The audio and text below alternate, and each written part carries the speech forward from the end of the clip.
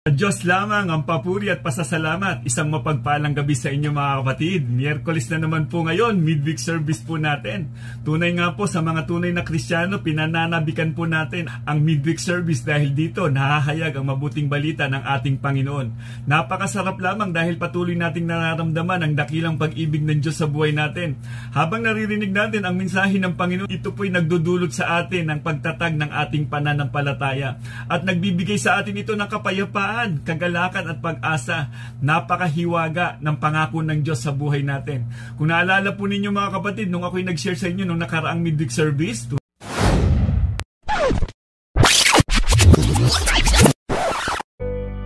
pagkakaisa at pagsasama-sama may dalang tagumpay at pag-asa. Hallelujah! Napakahalaga po ng pagkakaisa. Gaya din po ng Trinity.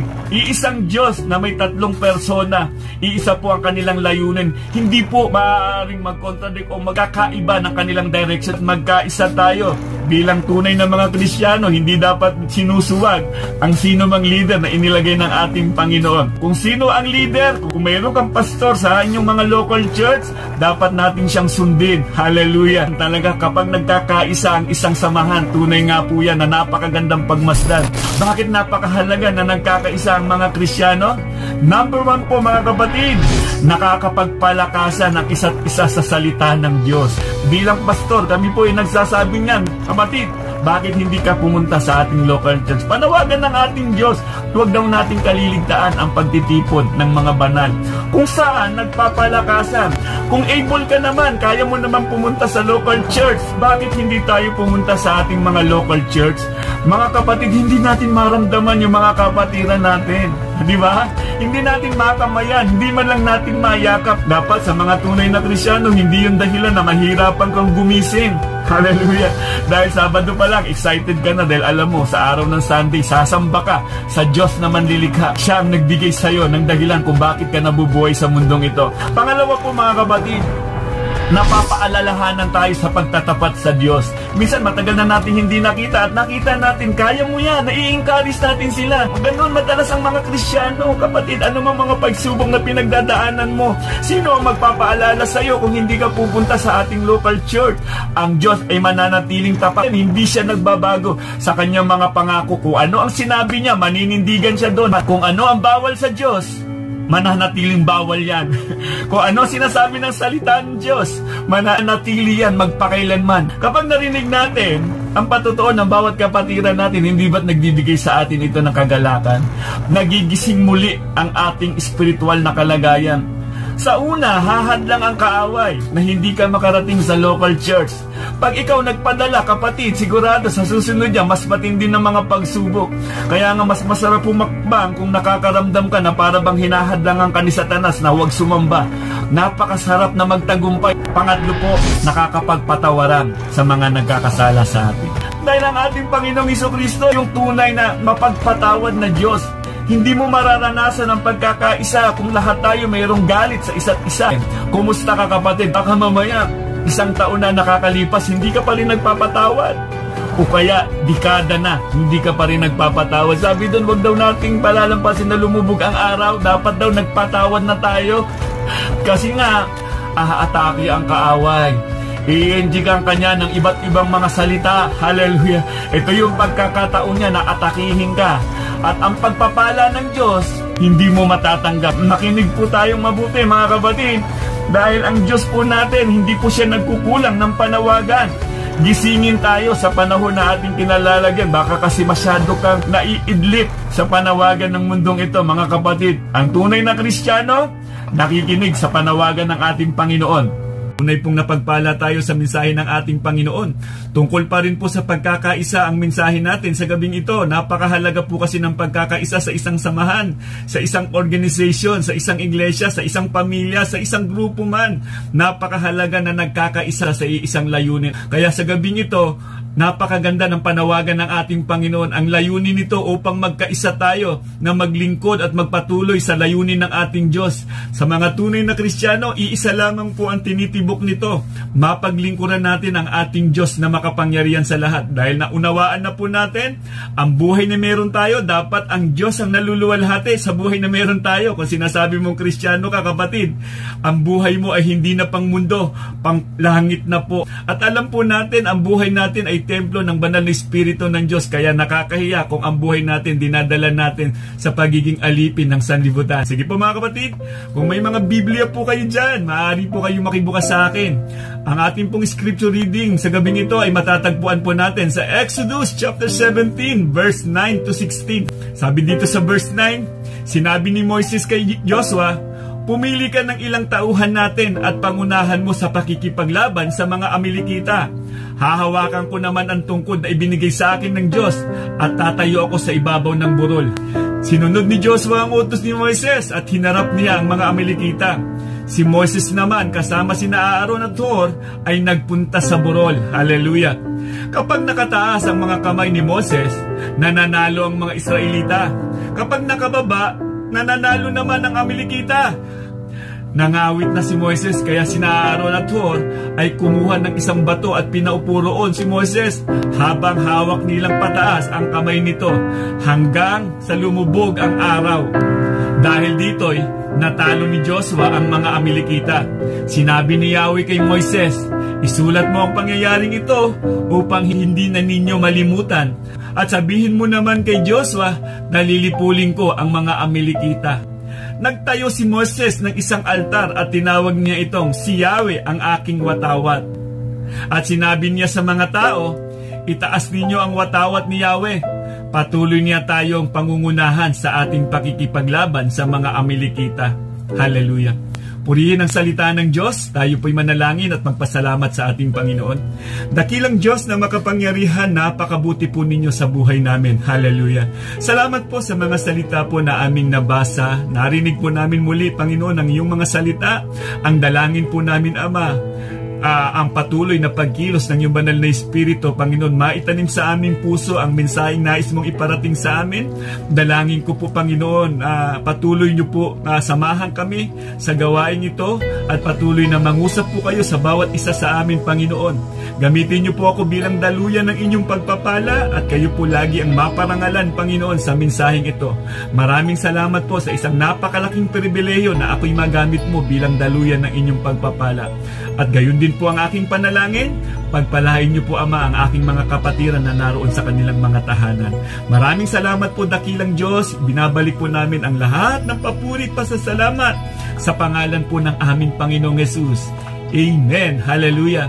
Napakabuti ng ating Diyos. Hallelujah. Isang bagong panawagan ng Diyos upang gisingin tayo sa panahon na ating kinalalagyan. Habang binabasa po natin kanina ang kwento ni Moises at ni Joshua at si Hur at si Aaron, napakalaki ng papel nila dito. Nakikita natin ang pagkakaisa.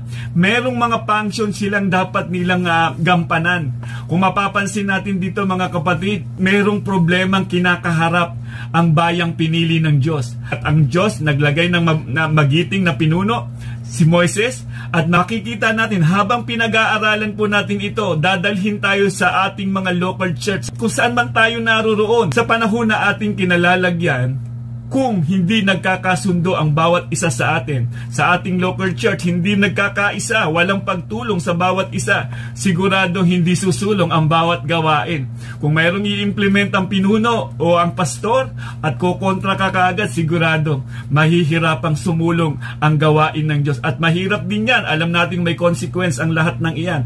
So mga kapatid, magpapatuloy na po tayo. So ang ating topic po sa gabing ito, pagkakaisa sa gawain ng Diyos. Napakahalaga po nito. Parang continuation lamang po ito nung nakaraang midweek nung ako'y nag-share sa inyo, mga kapatid. Ang mahalagang memory verse po na makikita natin dito, Philippians chapter 2 verse 3, huwag kayong gumawa ng anumang dahil paghahangad ninyong maging tanyag. Sa halip, bilang tanda ng pagpapakumbaba, ituring ninyong higit ang iba kaysa sa inyong mga sarili. Ito po yung napakagandang maging laman ng puso at isip natin. Yung nandoon yung pagpapakumbaba natin na hindi tayo lagi ang bida. Alam naman natin, pride ang ikinabagsak ni Satanas. Mga kapatid, isa pong susi ito sa pagkakaisa na meron tayong mababang kalooban. Ituring natin na higit yung iba kaysa sa atin. Hindi tayo lagi yung nagmamataas dahil napakahalaga po ng ating mga local church. Kung hindi tayo nagkakasundo at hindi tayo nagkakaisa, mahihirapang lumago ang ating iglesia. Nasa atin po yan mga kapatid. Ikaw at ako ay kabahagi sa paglago ng gawain ng ating Panginoon. Dahil sinasabi natin Kristyano, sinangkapan na tayo ng banal na Espiritu ng Diyos. Huwag tayo magpadala sa anumang emosyon o anumang ating nararamdaman. Dapat ang nararamdaman natin nakaangkla ito sa salita ng Diyos. So mga kapatid, paano napapanatili ang pagkakaisa sa iglesia ng Diyos? Kailangan meron tayong mataas na pagkilala sa piniling leader ng Diyos. Hallelujah. So, ano ba ang kahulugan ng salitang leader? Ang salitang leader ay pumapatungkol sa tagapamuno, tagapagpasunod at tagapagpatnubay sa mga nasasakupan. Mabigat ang responsibilidad ng isang leader pagdating sa pamumuno. Dapat may pamumuno sa kaayusan at hindi pasimuno sa kaguluhan. Yan ang katangian ng isang leader. Sabi nga ng ating Panginoong Hesukristo, kung sino man daw ang nagnanais na maging leader, dapat maglingkod muna. Hindi agad leader, dapat matuto munang maglingkod. Nababatid ng Diyos ang puso ni Moises para sa pamunuan ng kanyang bayang pinili. Alam naman po natin pagdating dito kung sino ang leader dito sa labanang ito, si Moises. Si Moises na pinili ng Diyos. Kung papansinin natin at babalikan natin ang kwento ng buhay ni Moises. Si Moises ay may magandang kalagayan sa Ehipto. Prinsipe na nga po siya doon. Ang ganda na ng katayuan dahil nga meron siyang puso sa kanyang mga kababayan dahil nakita niyang sinasaktan ang isa sa mga Israelites. Si Moises, sinakluluhan kaagad niya ito at nagawa niyang pumatay at naging dahilan ng kanyang pag-alis sa lugar ng Egypt. At nung katagpuin na siya ng Diyos upang tawagin na pamunuan ang bayang pinili ng Diyos, ito po yung sinasabi niya sa Exodus chapter 4 verse 13. Yahweh, maaari po bang iba na lamang ang inyong suguin? Sagot ni Moses, hindi ba't ito'y realidad na nangyayari sa panahon na ating kinalalagyan?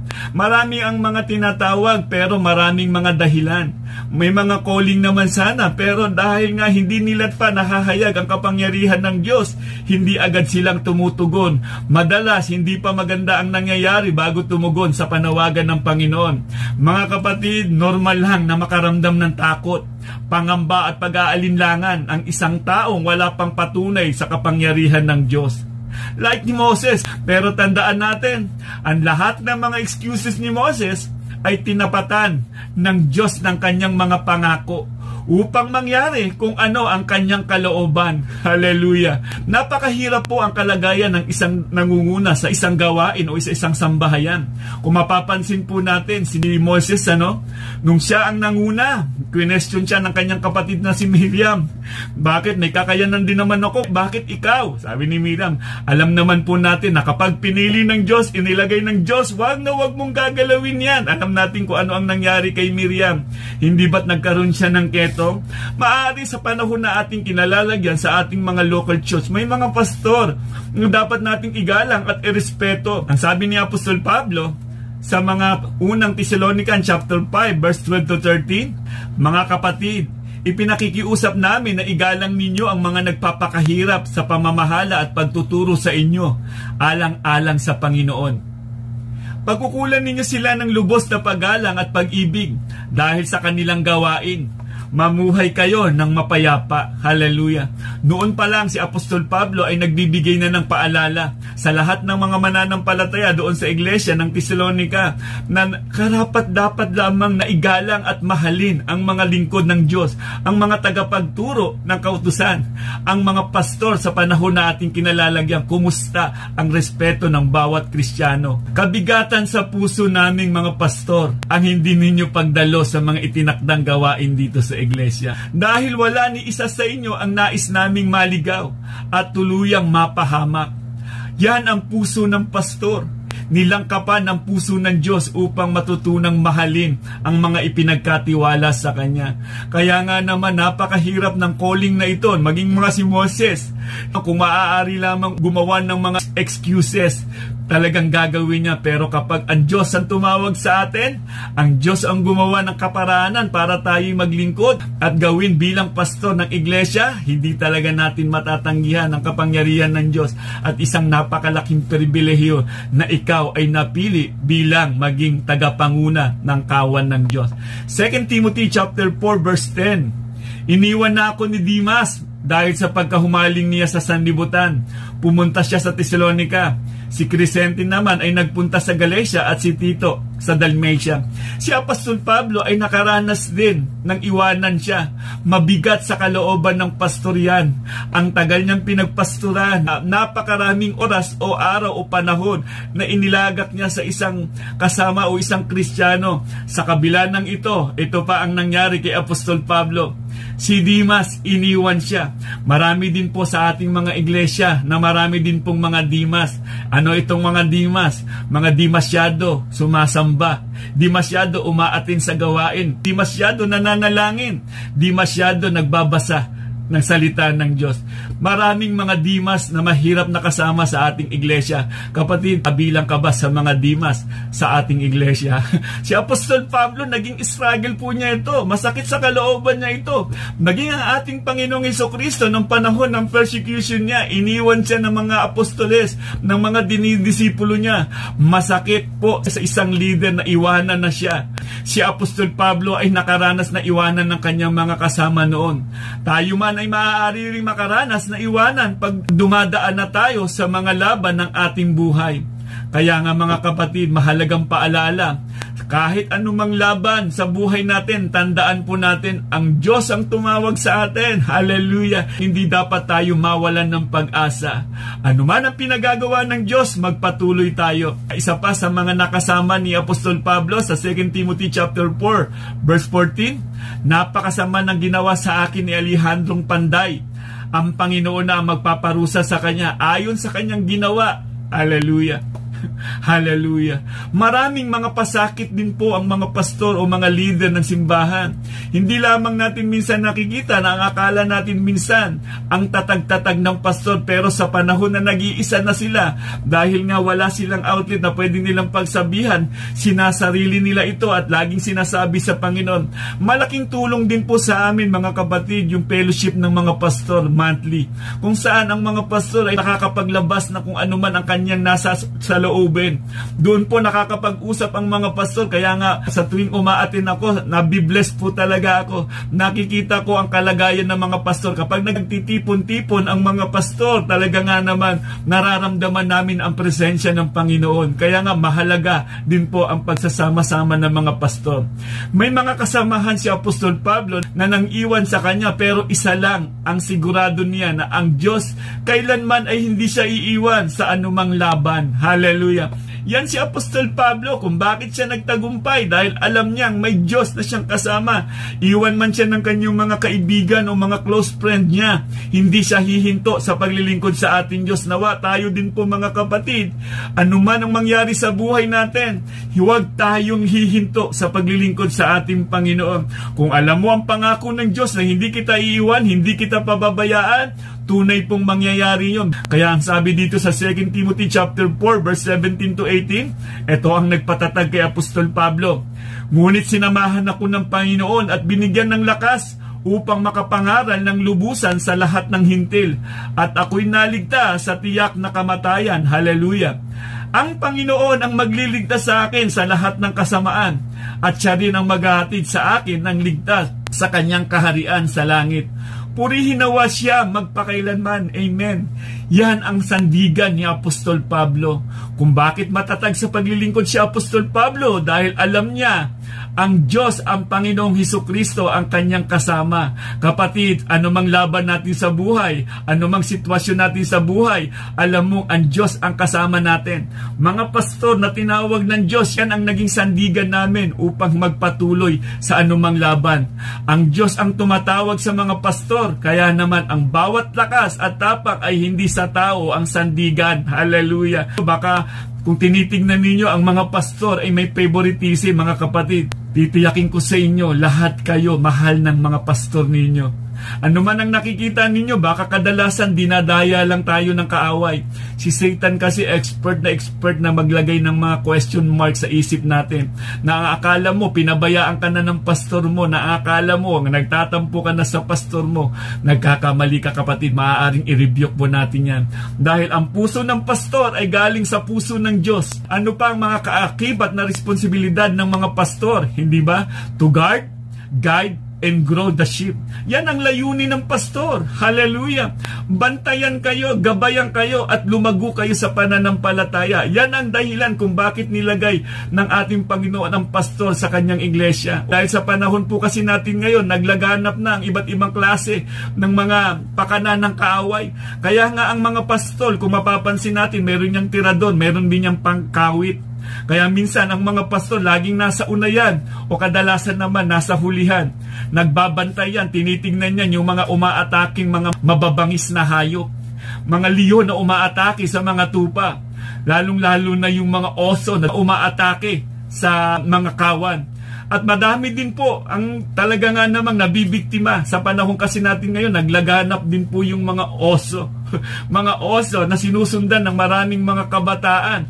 Kahit hindi bagay, dahil oso, sumusunod, nakakatakot na espiritong umaatake yan. Sa ating mga Kristiyano, mga kapatid, mag-ingat po tayo. Kami pong mga pastor, ibinigay sa amin ang pamamahala para pangalagaan ang bawat kawan. Ang bawat mga tupa, minsan naliligaw, kinakawit namin yan. Kaya minsan, kung napapagsabihan man, hindi po kami namimersonal.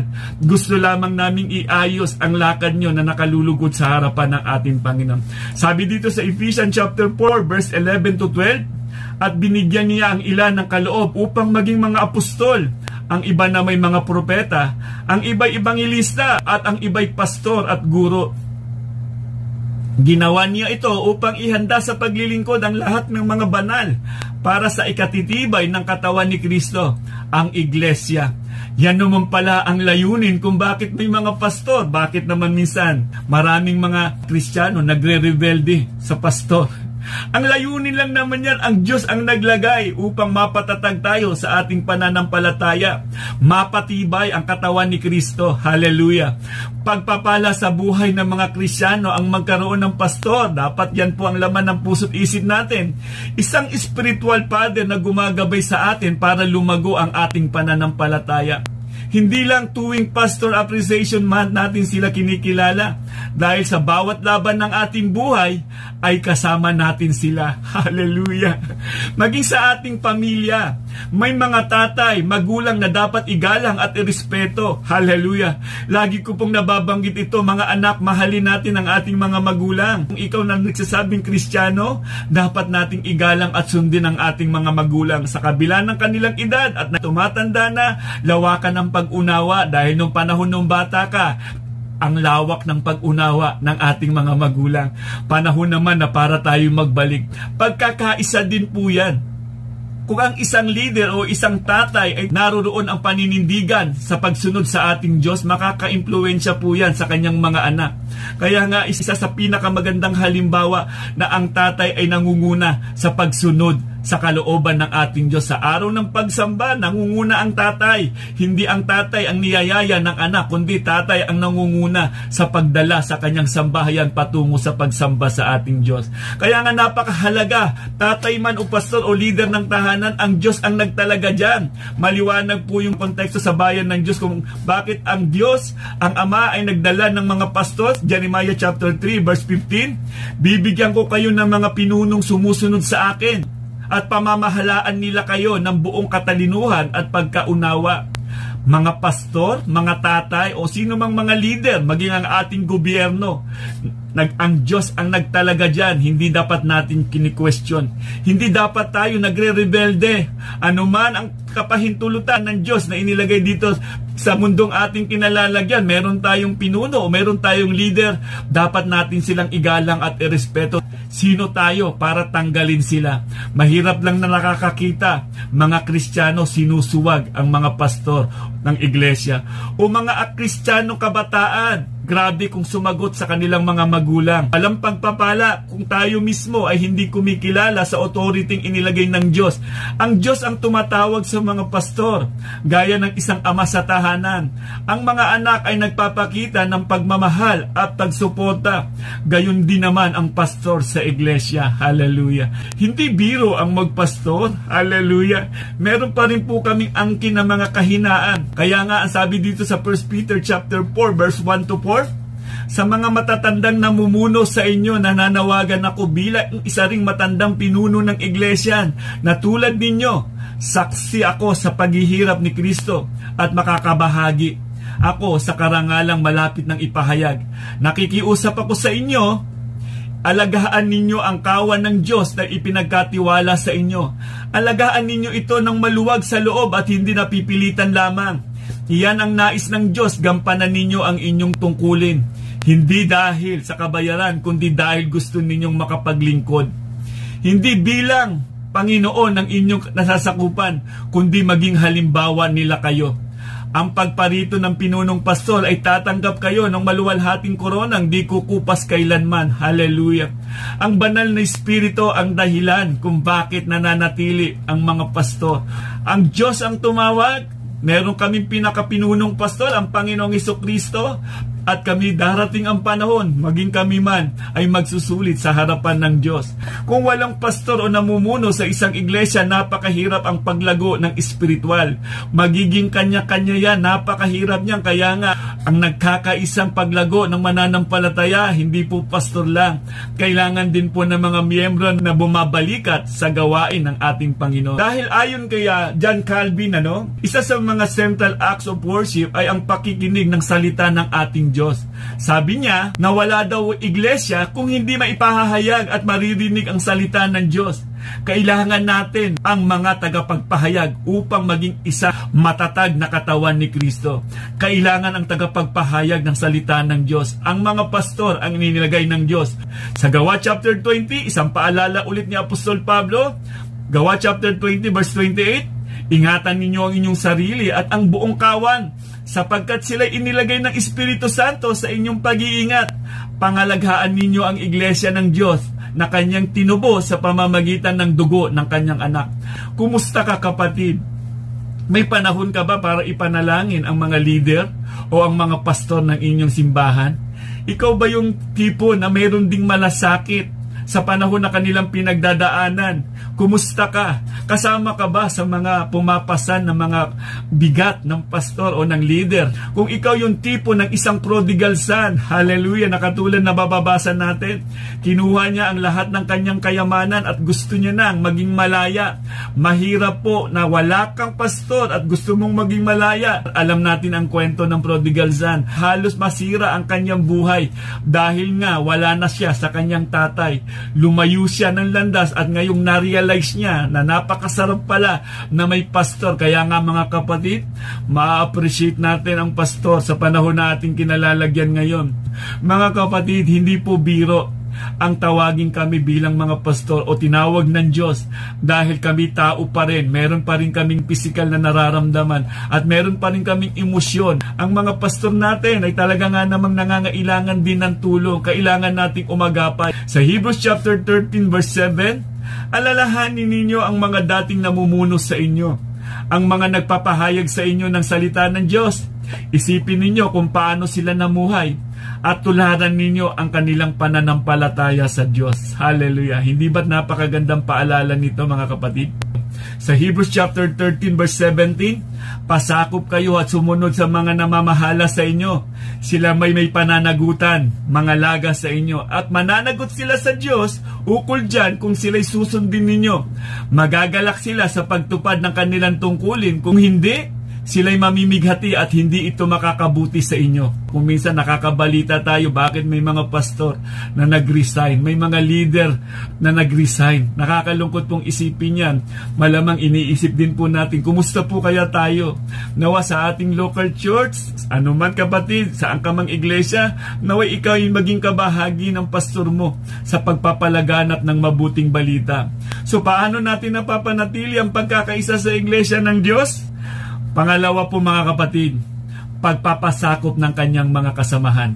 Makikita natin dito sa kwentong ito mga kapatid, meron siyang Joshua at Caleb. Alam naman po natin ang kwentong ito. Sabi dun sa Exodus chapter 17 verse 9 to 10, sinabi ni Moses kay Joshua, pumili ka ng ilang tauhan natin at pangunahan mo sa pakikipaglaban sa mga Amalekita. Hahawakan ko naman ang tungkod na ibinigay sa akin ng Diyos at tatayo ako sa ibabaw ng burol. Hallelujah! Sinunod ni Joshua ang utos ni Moses at hinarap niya ang mga Amalekita. Si Moses naman kasama sina Aaron at Hur ay nagpunta sa burol. Nakita natin kung gaano kamasunurin ni Joshua. Joshua ka ba sa inyong iglesia, kapatid? Ikaw ba ay may tuturing na isang Joshua na masunurin at nagpapasakop sa isang leader? Napakagandang tignan po, napakagandang pagmasdan kung lahat ng mga mananampalataya sa isang iglesia ay mayroong function, mayroong ginagampanan. Nakita po natin nang sabihin ni Moises, agad na sumunod si Joshua. Ang pagkakaisa ang malakas na puwersa sa likod ng isang matagumpay na samahan. Ang pagkakaisa at pagsunod ay mula sa isang samahan na buo ang pagtitiwala at naging sandigan ang isa't isa sa oras ng problema. Hallelujah! Si Joshua, alam niya, nakita niya na si Moses, pinapatnubayan ng Diyos, nahayag kay Joshua. Kaya ang kanyang pagsunod, napatunayan niya na hindi siya mapapahamak dahil alam niya na si Moses, sinasamahan ng Diyos. Nakita ito ni Joshua. Kaya anuman ang sabihin ni Joshua, talaga nga namang naroroon ang kanyang pagsunod. Sunod kaagad siya at alam niyang magtatagumpay siya dahil alam niya ang order na iyon galing sa Diyos na makapangyarihan sa lahat. Ang espiritu ng pagkakaisa ay nagmumula sa isang pusong may kahandaang matuto at maturuan. May kahandaang manguna kung kinakailangan at walang hangarin na magpatalsik, manggulo at magrebelde sa isa't isa. Yan ang katangian ni Joshua. Ni minsan, hindi natin nakita na si Joshua ay against lagi kay Moises. Napakahirap nito sa isang pamumuno na meron laging kumukontra sa'yo. Meron kang napakagandang plano at meron na kaagad hindi sumasang-ayon. At alam din po natin ang kwento, si Joshua po, siya po ang humalili kay Moises. Siya po ang pinili ng Diyos. Kaya nga mga kapatid, kung gusto mo maging leader o manguna, kailangang matutunan mo munang magpasakop at sumunod. Kung sino ang inilagay ng Diyos, dapat kang sumunod at magpasakop. At darating ang panahon, kung ikaw naman ang leader dahil sa ipinakita mo na gandang katangian mo, ang darating naman yan, mga kasama mo ay magpapasakop sa'yo. Sa'yo magsisimula ang magandang legacy na nais mong ipatupad. So mga kapatid, nawa mayroong mga Joshua sa ating mga local church na hindi na kailangang utusan pa kung minsan.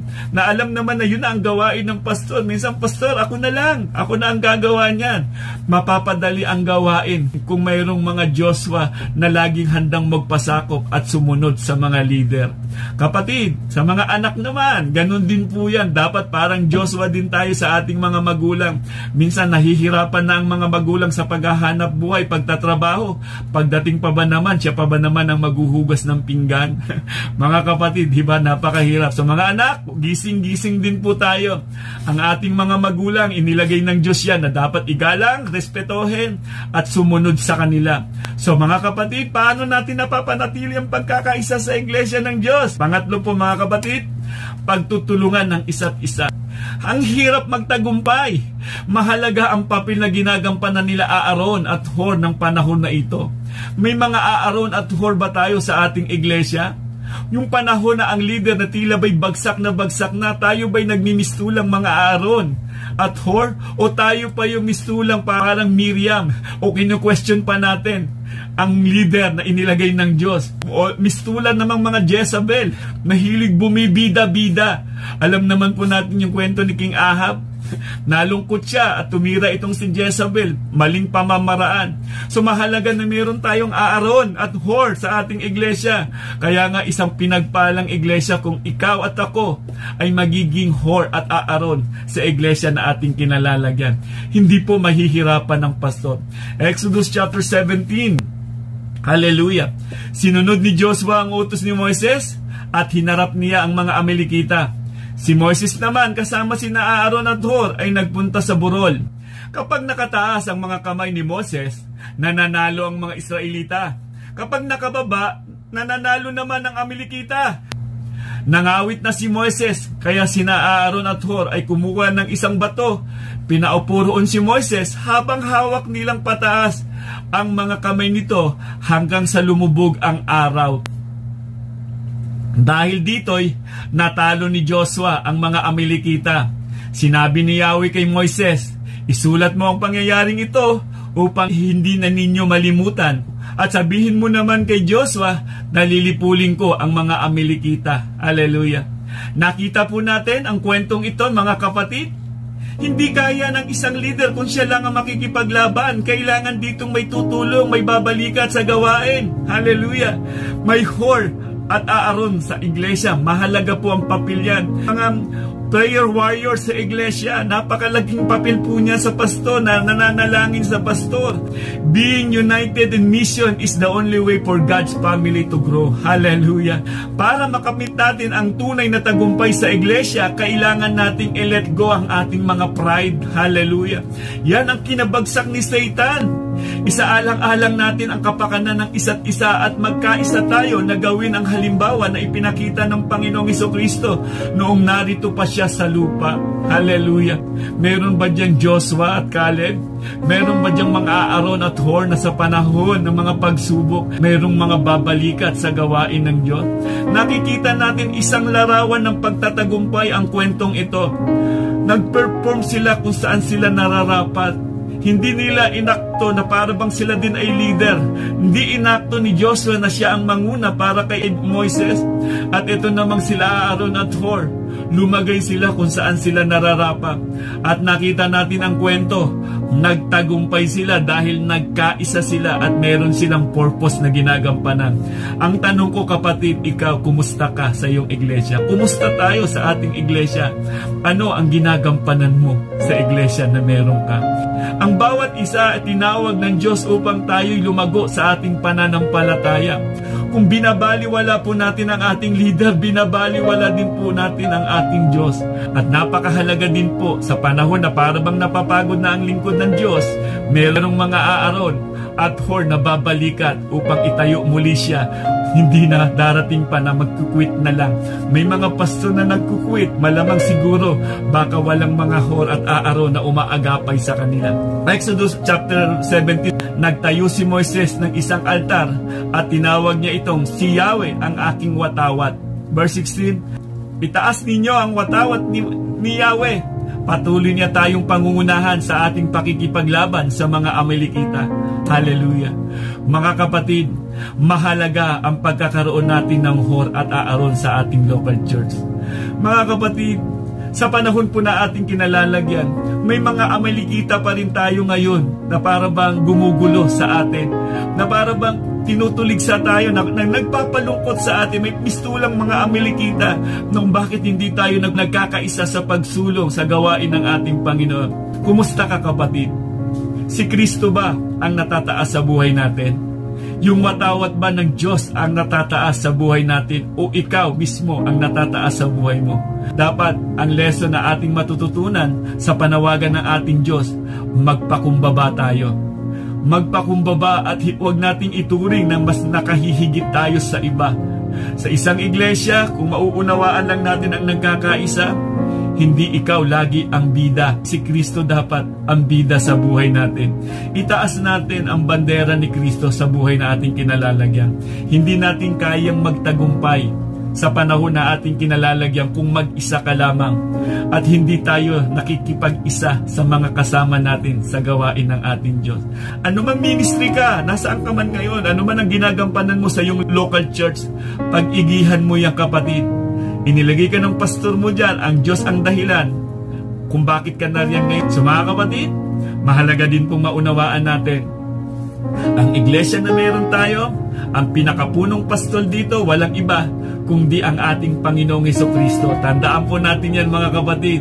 Kaya nga, anumang mga pagsubok na dumarating sa buhay natin, mga kapatid, tandaan po natin, ang Diyos ay lagi nating kasama. O sa panahon na para bang nagko-question na tayo, humingi tayo ng tulong sa Diyos at ang Diyos ang bahala sa atin. Nawa, ang dalangin ko, mga kapatid, lumago tayo sa ating pananampalataya at patuloy tayong makapaglingkod sa ating Diyos na makapangyarihan sa lahat. Matuto tayong magpakumbaba sa lahat ng pagkakataon dahil yan ang nais ng Diyos sa buhay na meron tayo. So mga kapatid, naway na pagpala po tayo muli sa isang panawagan ng ating Panginoon. Tandaan po natin ito, ang Diyos ang lagi nating kasama sa panahon na ating pinagdadaanan. Huwag kang matakot, huwag kang mangamba. Ang Diyos ang dahilan kung bakit tayo nabubuhay sa mundong ito. Mga kapatid, naway na pagpala ka sa napakagandang mensahe ng ating Panginoon. Sumainyo nawa ang kapayapaan, kagalakan at pag-asa na nagmumula sa ating Panginoong Hesukristo. Ipahayag natin sa pangalan ni Jesus, may kagalingan. Sa pangalan ni Hesukristo, may buhay na walang hanggan. God bless and God first. Purihin ang Diyos na dakil at makapangyarihan sa lahat.